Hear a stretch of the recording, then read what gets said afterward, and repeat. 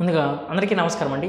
నా పేరు ముత్యాల కిరణ్ కుమార్. ఈ వీడియో కనుక మీకు నచ్చితే లైక్ చేయండి, షేర్ చేయండి, సబ్స్క్రైబ్ చేయండి.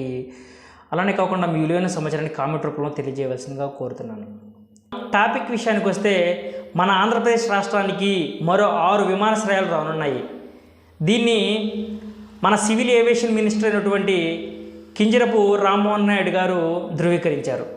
సో ఈ 6 గ్రీన్ఫీల్డ్ విమానాశ్రయాల వల్ల ఆంధ్రప్రదేశ్ అభివృద్ధికి మరియు ఆంధ్రప్రదేశ్లోని ఎయిర్ కనెక్టివిటీ మరియు ఆంధ్రప్రదేశ్ కార్గో సేవలను విస్తృతంగా ముందుకు తీసుకెళ్లాలనేదే దీని ముఖ్య ఉద్దేశం. ఈ గ్రీన్ఫీల్డ్ విమానాశ్రయాల కోసం సాధ్యాలు మరియు ల్యాండ్ ఎక్వైజేషను మరియు ఆ ప్రాంతంలో ఉన్నటువంటి భౌగోళిక స్థితులు వాటి గురించి చర్చించడానికి ఇండియా ఎయిర్పోర్ట్ అథారిటీ టీంకి 2,27,00,00,000 విడుదల చేశారు. ఎయిర్పోర్ట్ అథారిటీ వాళ్ళు 6 ప్రాంతాలను గుర్తించి ఈ ప్రాంతాల్లో మరి కార్గో సేవలు మరియు ఎయిర్ కనెక్టివిటీ సేవలకి విస్తృతంగా అందుబాటు ఉంది అనేది కేంద్ర ప్రభుత్వానికి ఒక నివేదిక విడుదల చేశారు. ఈ 6 ప్రాంతాలు ఏంటంటే మనకి కుప్పం, నాగార్జున సాగర్, మనకి శ్రీకాకుళం, తుని ప్లస్ తాడేపల్లిగూడెం, ఒంగోలు ఇలా 6 ప్రాంతాలను గుర్తించి అందులో సాధ్యాలను మరియు ఆ ల్యాండ్స్లో ఉన్నటువంటి గవర్నమెంట్ ల్యాండ్స్ని మరియు ఆ ల్యాండ్స్ యొక్క ధృవీకరణ పత్రాలని అవన్నీ చూసి ఈ ప్రాజెక్ట్స్ని ముందుకు తీసుకెళ్తారు అనేది మనకి ఈ ప్రాంతాల్లో ల్యాండ్స్ యొక్క నివేదికను బట్టి చూస్తే మనకి కుప్పంలో 1,500 ఎకరాలు, నాగార్జున సాగర్లో 1,670 ఎకరాలు ప్లస్ మనకి తాడేపల్లిగూడెంలో 1,123 ఎకరాలు మరియు శ్రీకాకుళంలో 1,383 ఎకరాలు మరియు తునిలో 787 ఎకరాలు మరియు ఒంగోలులో మనకి 657 ఎకర్స్ని గుర్తించి ఈ నివేదికలు అనేవి మనకి కేంద్ర ప్రభుత్వానికి అందజేశారు.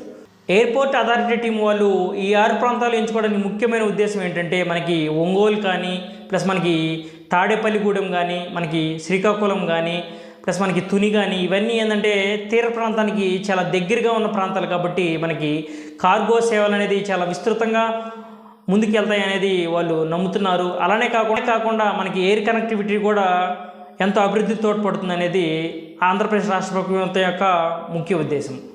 రీసెంట్గా మనకి కేంద్ర విమాన శాఖ అనుసంధానంతో మనకి రాష్ట్రంలో శ్రీశైలం నుండి విజయవాడ వరకు సీప్లేన్ని స్టార్ట్ చేశారు. ఈ సీప్లేన్ యొక్క ముఖ్య ఉద్దేశం ఏంటంటే పర్యాటకంగా చాలా అభివృద్ధి చెందుతుంది మరియు కార్గో సేవలు కూడా చాలా బలంగా ముందుకు తీసుకెళ్తాయి అనేది రాష్ట్ర ప్రభుత్వం నమ్ముతుంది.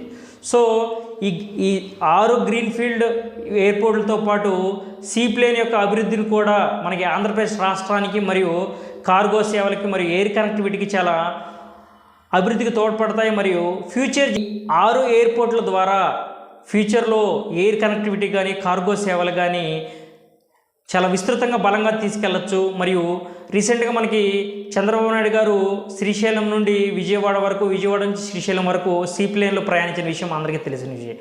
ఈ సీప్లేన్ల ద్వారా కూడా కార్గో సేవలు మరియు మనకి ఎయిర్ కనెక్టివిటీ సేవలని విస్తృతంగా ముందుకు తీసుకెళ్ళాలనేది ప్రభుత్వ ఆలోచన. సో మనకి ఈ గ్రీన్ఫీల్డ్ ఎయిర్పోర్ట్లతో పాటు సీప్లేన్ యొక్క అభివృద్ధి కూడా మనకి ఆంధ్రప్రదేశ్ యొక్క అభివృద్ధికి చాలా తోడ్పడుతుంది. మరియు ఈ సీప్లేన్లు మరియు ఈ గ్రీన్ఫీల్డ్ ఎయిర్పోర్ట్ల ద్వారా మన యొక్క ఆంధ్రప్రదేశ్ యొక్క రాష్ట్ర ఖ్యాతి మరియు ఆంధ్రప్రదేశ్ రాష్ట్ర యొక్క కార్గో సేవలు మరియు ట్రాన్స్పోర్టేషన్ ఫెసిలిటీస్ కూడా మనకి బాగా మెరుగుపడి మన ఆంధ్రప్రదేశ్ రాష్ట్రానికి అభివృద్ధిలో తోడ్పడతాయి అనేది నేను నమ్ముతున్నాను. అలానే వీటి ద్వారా వచ్చేటువంటి సేవలు మరియు వీటి ద్వారా వచ్చేటువంటి పన్నులు కూడా ఆంధ్రప్రదేశ్ రాష్ట్ర అభివృద్ధికి తోడ్పడతాయి అనేది నా యొక్క అభిప్రాయం. దయచేసి మీ అభిప్రాయాన్ని కామెంట్ రూపంలో తెలియజేయవలసిందిగా కోరుతున్నాను. లైక్ చేయండి, షేర్ చేయండి, సబ్స్క్రైబ్ చేయండి. Thank you so much.